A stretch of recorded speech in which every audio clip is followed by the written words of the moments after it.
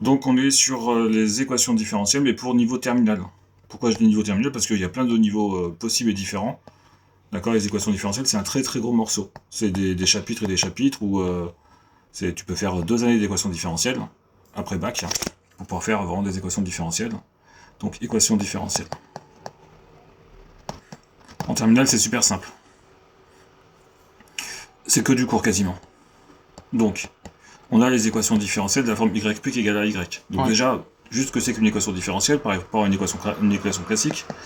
Une équation classique, si j'ai ça, je vais tenter de trouver x. Mon inconnu, c'est une variable. Je vais trouver x égale. Ouais. On peut avoir du second degré, on peut avoir à la fin x égale 3 ou x égale moins 3. On peut avoir deux solutions, on peut avoir plein de solutions, on peut avoir des inéquations avec des intervalles de solutions. On peut ne pas avoir de solutions aussi, l'ensemble vide. Ouais. Ici, notre inconnu, c'est une fonction que je vais appeler f de x pour l'instant. D'accord? C'est-à-dire que écrire y plus égale à y plus est égal à y, c'est la même chose que d'écrire que je cherche la fonction f, telle que sa dérivée est égale à a fois f de x. Alors je vais juste préciser, a c'est un réel. C'est pas une variable. C'est un nombre si tu préfères. Donc, tout simplement, je vais l'appeler mon équation, pour l'instant, l'équation de type 1, E1. C'est les équations simples, hein, y' est égal à y, avec a, c'est un réel.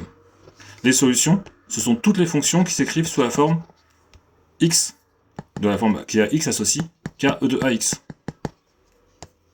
Ce sont tes solutions. C'est ton cours. Ton cours, il te dit les solutions de ce type d'équation-là, c'est ça. Ouais. On va prendre un exemple. Y' est égal à 3y. Donc, d'après le cours. Donc, les solutions sont de la forme. Tu as vu, j'ai mis les solutions, d'accord? Sont de la forme. Le verbe les, c'est-à-dire que c'est pas la solution, c'est les solutions sont de la forme. Les fonctions qui à x associent qu'à e de 3x. Pourquoi? Parce qu'on est de la forme. Car de la forme, je parle de l'équation, hein, car e de la forme y' est égal à y, avec a est égal à 3. Ok pour ça? On va vérifier. Donc je vais l'appeler soit f la solution. Je vais la nommer, hein. Je suis pas obligé de la nommer. Hein. Tant qu'on ne demande pas de la nommer, tu n'es pas obligé de la nommer, tu peux dire juste c'est la solution. Ouais. Écrire ça, c'est la même chose que d'écrire que soit f la solution, et d'écrire f de x est égal à k e de 3x. D'accord? Pour l'instant, j'ai répondu à ma question. Hein. J'ai résolu ça. Ma solution, c'est ça. Hein. Ça y est, j'ai fini. Là, je vais juste te dire, on va vérifier. Soit f la solution, vérifions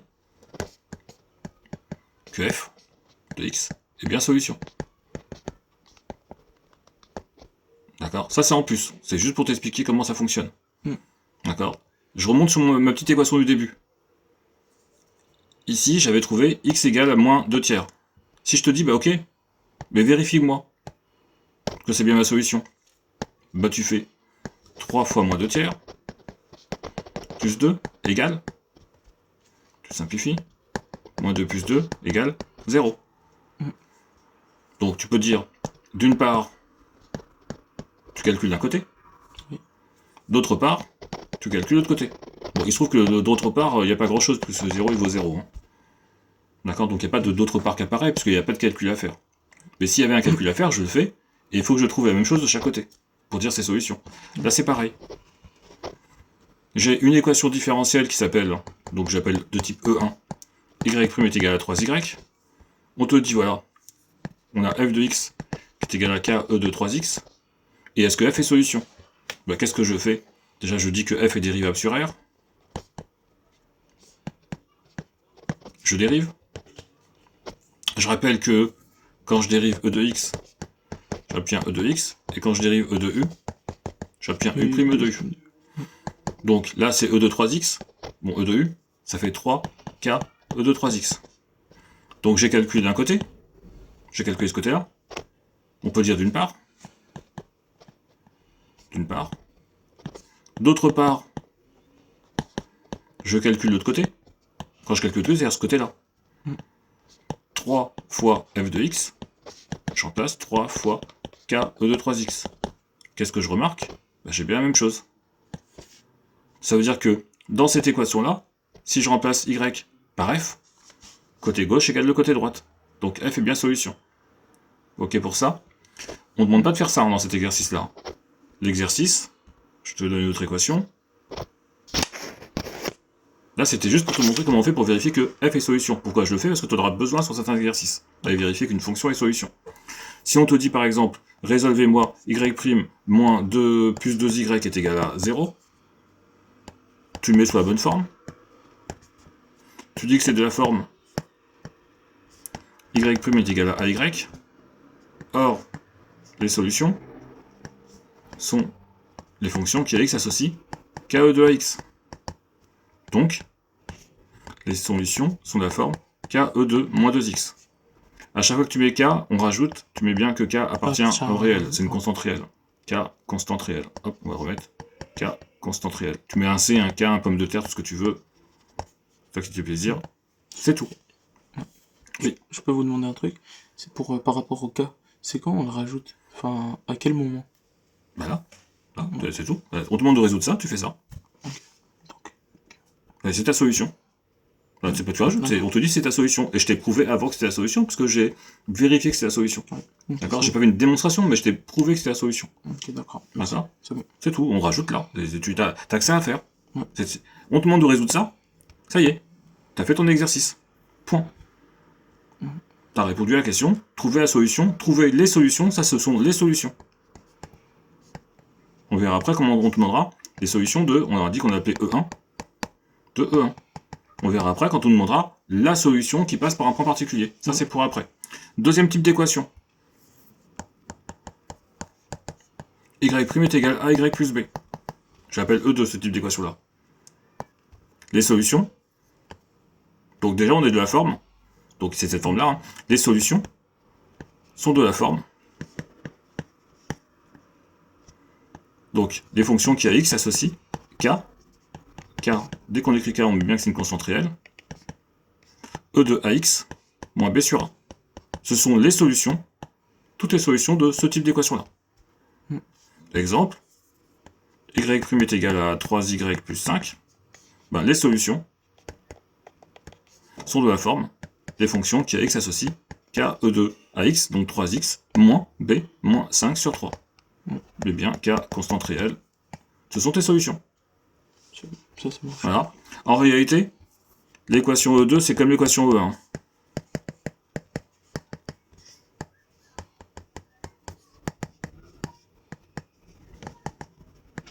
Tout simplement. L'équation E1, c'est l'équation E2 avec b vaut 0.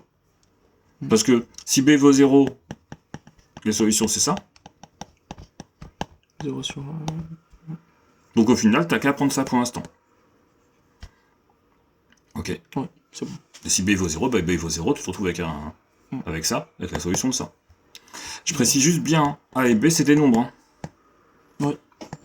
Si t'as par exemple y' est égal à 3xy plus 5, ça marche pas. Hein. Ça, c'est pas A. Il faut qu'il soit séparé de... Ouais. Il faut que ce soit un nombre. Ouais. C'est pas un nombre. Un nombre, c'est un nombre qui est fixe. C'est pas un nombre avec une variable. Ça, c'est une variable. D'accord? Si t'as x ici, ça marche pas non plus. C'est pas b. D'accord? Il faut que a et b soient des nombres. Ça peut être pi, ça peut être tout ce que tu veux, une exponentielle. Quand je dis une exponentielle, e de 3. Hein. Ça peut être un tiers. Ça peut être 0,17. Mais on veut des nombres.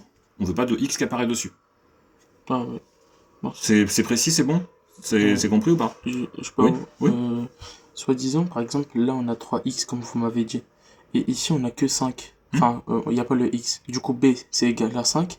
Mais le a, on va faire quoi exactement? Donc je répète, pour l'instant on a fait E1 et E2. Pour résoudre ces équations-là, il faut que A et B, ce soient des nombres. Ouais. Si c'est pas des nombres, tu ne sais pas faire. Ah. C'est simple que ça. Je suis en train de te dire, dans ce cas-là, on fait ça. D'accord? Ouais. Et je t'ai dit au tout début, attention, les équations différentielles, c'est des bouquins et des bouquins et des bouquins. Tu peux des analyses dessus. Donc quand c'est pas dans ton cas de configuration, ben soit on te posera des questions pour y arriver, soit tu ne sais pas faire. Mais vu que en contrôle, on va vous poser des choses que vous savez faire, ce sera un cas que tu sais faire, soit on te posera des questions pour y arriver. Là, on est en train de faire 2 cours. Des cas particuliers, on ira y voir après. D'accord, merci. Troisième type d'équation.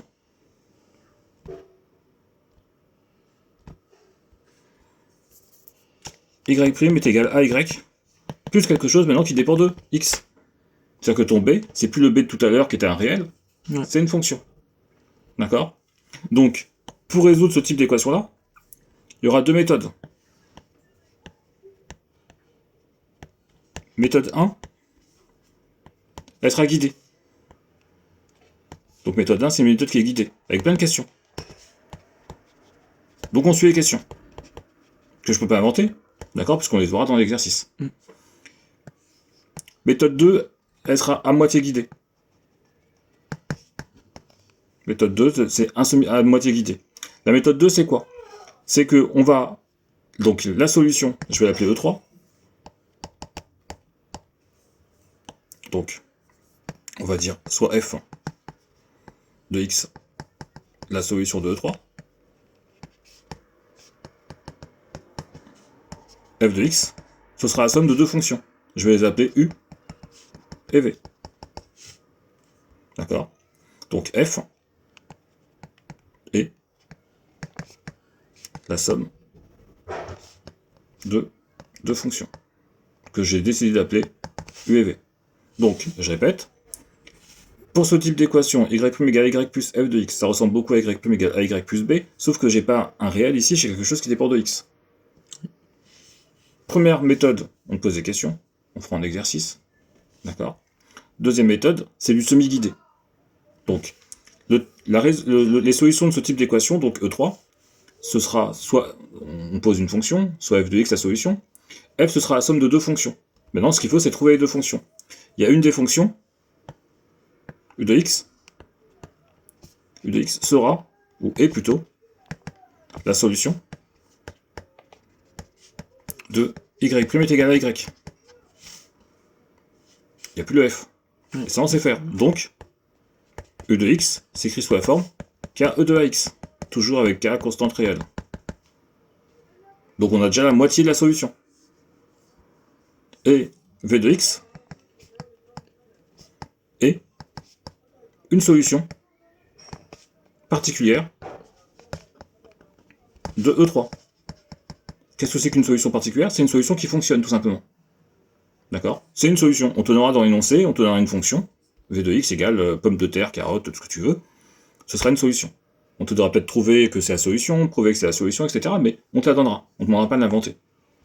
Donc tu additionneras ça avec une solution de E3 qui fonctionne.